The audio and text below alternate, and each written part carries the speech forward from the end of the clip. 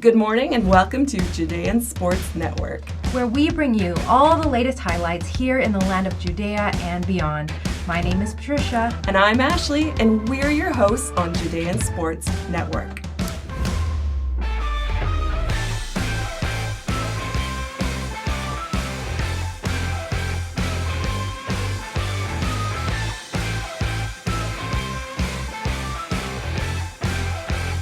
So Ashley, why don't you give us a quick recap on this week in sports? Absolutely.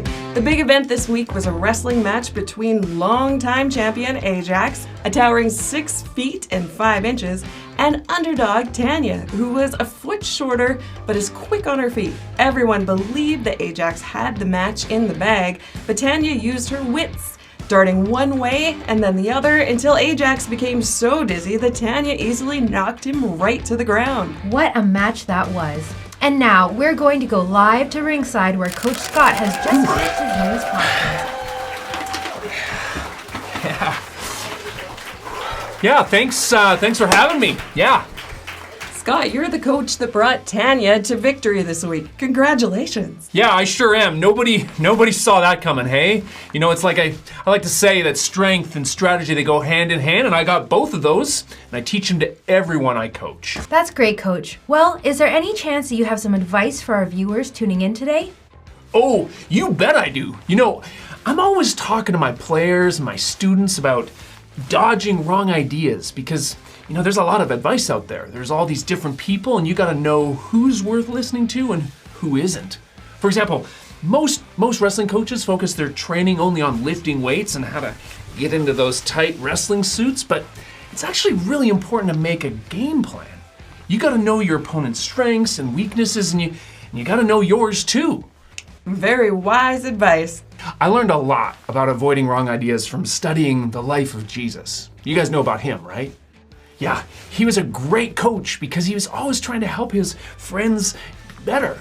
And there was this one time, the whole team's on a boat and they forgot to bring food with them, and then Jesus says to them, "Beware of the yeast of the Pharisees."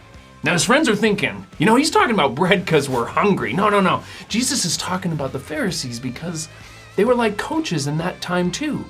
They sometimes taught people how to follow God's rules, and Jesus just wanted his friends to be careful about some of their ideas that might not be helpful for them. And he was using yeast as a picture to help them understand. Coach, I'm not sure we understand what you're saying.